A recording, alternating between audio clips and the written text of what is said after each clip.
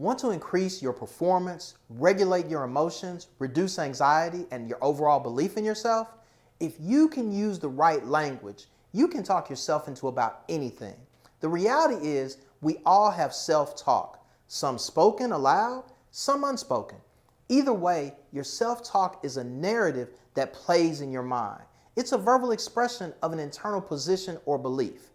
If you tell yourself, I got this, I can accomplish this goal, it's difficult, but I'm equipped to do it, you're going to be able to do it. If you're telling yourself, man, this is hard, I can't do this thing, you're not going to be able to make it happen. In my experience, what you tell yourself is the most important conversation you have each and every day. Self-talk is both game-changing and life-giving. Let's get it.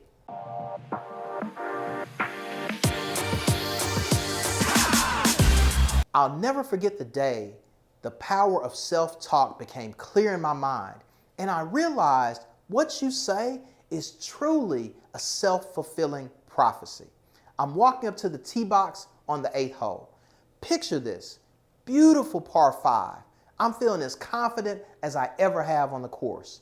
There's a huge fence on my left, a lush fairway in the middle, and a rushing river on the side.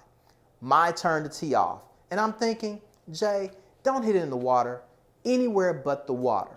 As I'm taking my practice swing, I say it out loud. Don't hit it in the water. My playing partner even says, you have all this open area, anywhere but the water. Cool. I step in the tee box, driver in hand, feeling confident, and I hit one of the prettiest 300-yard drives as far in the water as you can possibly imagine. I hit the ball so far to the right, it almost crossed the river. We would have thought that was impossible. The laughter and jokes were hysterical. I've hit lots of bad shots and lost many golf balls in my day, but I couldn't let this one go. How could I have done the exact opposite of exactly what I was focused on? I learned later on, I didn't do the exact opposite of what I was focused on. I actually followed exactly what I was focused on. Did you catch that? I never said, I'm gonna split the fairway right down the middle and land on the grass 150 yards out. I never mentioned my destination or even the journey.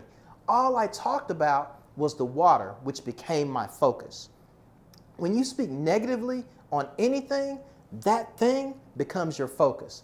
For example, you've applied for 50 jobs and no one will hire you. You say that no matter what you do, no one will hire me out loud. This is negative self-talk. You're right. No one is going to hire you. People who are doing what you want to do are talking about doing the thing before they're doing the thing. Tongue twister, right? Check it out. So one of my favorite phrases is speak life. I talk to myself often, and when I do, I'm speaking life. We're doing great things today. I'm excited about this content and how we're going to deliver it. Keep being consistent, keep pushing, keep believing. The hard work will pay off. This is how I talk to myself. I'll even have a joke or two with myself. No one should be this amazing. It's fun, but there's even some truth in the fun. Proverbs 18:21 says, death and life are in the power of the tongue. Negative self-talk, that's death. Positive self-talk, that's life. Choose life. Have you ever seen a cartoon or just about any picture or video referring to thought? They create a thought bubble. It's an easy way to display how we consider how thoughts pop into our head. Imagine our thoughts like the ticker on ESPN. You see the score of a game, you analyze it, it disappears, and another score pops up. Thoughts move through our brain in a similar way. You can't purely control a thought. You can control the direction of your thoughts. If I'm writing an article on confidence, I've aligned my brain and study toward confidence, so I'm concentrating on coming up with content along that path. You can do the same with your thoughts, referring to how you feel about, well, you. The first thing is hardest. When a thought comes up that's negative, recognize it and let it go. Don't say it aloud and don't try to ignore it because it will recur. Recognize the thought, but give it no emotional attachment. Let it go. Here's where it's fun. Let's imagine the bad thought says, I am not enough. So purposefully say out loud, I am enough. Say it a second time with more context. I'm more than enough. Say it again, one third and final time. I'm more than enough, I'm fully capable, and I'm the most qualified to do the job. You had one negative thought. Now when you repeat the opposite, you have 3 positive thoughts. It's changing your mental makeup. Even if you don't feel it yet, when you start to speak life over yourself, the feeling will come.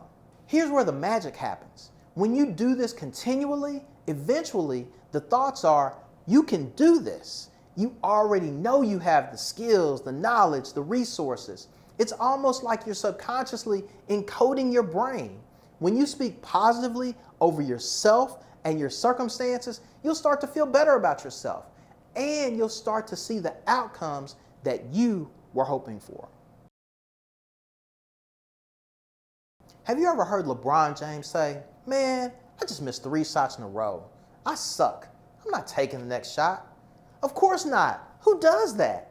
When they show the close-ups of NBA players driving to the hoop and running down the court, they're all saying something to themselves like, bro, he can't stop me.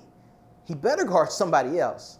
They are speaking life and power over their game, and it's affecting their performance in a positive way. When you say positive things over yourself, you're going to get positive outcomes. It's just that simple. You can even borrow one from someone else. Here's an example, a biblical reference. This is the day that you have made. I will rejoice and be glad in it. Say that out loud to yourself.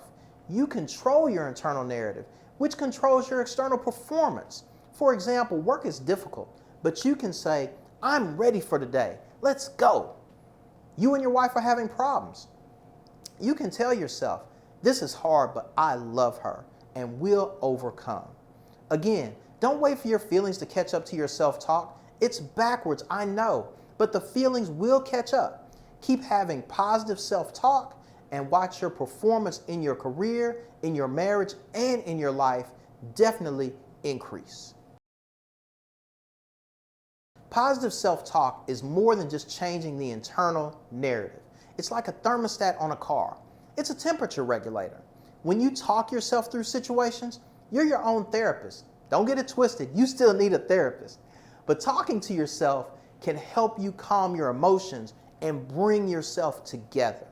Sometimes we need a moment of introspection. I'll often say, okay, I need a moment. I'm literally telling myself to pause, take a few deep breaths, get oxygen to the brain, and then assess the situation. The heat of the moment can make us do things we regret. Knowing positive self-talk and speaking to ourselves in the moment is the best way to regulate how we interpret the world around us. Grief, anger, sadness, frustration, and even joy. We need to be able to talk to ourselves in a way we can receive information and process it so we can respond appropriately. A study done in 2014 suggests that people with social anxiety could benefit from self-talk. The research found that people referring to themselves in the third person could distance themselves from distressing feelings. Self-talk helps those people process, regulate, and analyze their emotions. You may need to say to yourself, Jay would be able to handle this. It's not really a big deal at all. Again, how can you create a narrative to remind yourself you're a positive force? Regardless of what is going on around you, you are independent of that situation.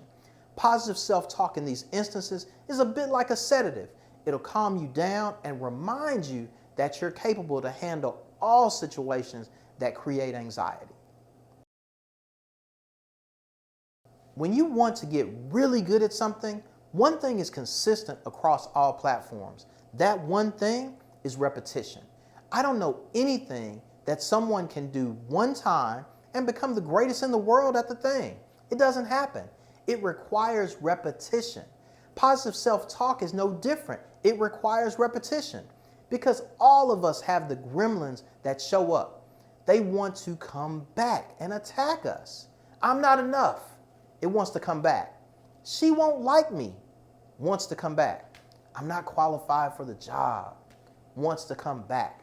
You have to consistently show them, bro, you're not playing. This isn't a game. Positive self-talk for me is a lifestyle. The more you know you're worthy, capable, and dashing, and all of the other goodness that's inside of you, two amazing things happen. You develop an unstoppable belief in yourself, and you'll see over time that others believe in you too. Positive self-talk is like having oil in your car's engine. Other parts of who you are do the work, but the self-talk, like the oil, creates the ability for your words and actions to line up. An engine can run without oil, but it won't last long. The friction will break the engine. You can live your life without positive self-talk, but you'll be fighting the friction of not believing that you're deserving, capable, or worthy of all the goodness that this life has in store for you. You know, this might sound crazy to some, but I encourage you to talk to yourself positively as much as possible.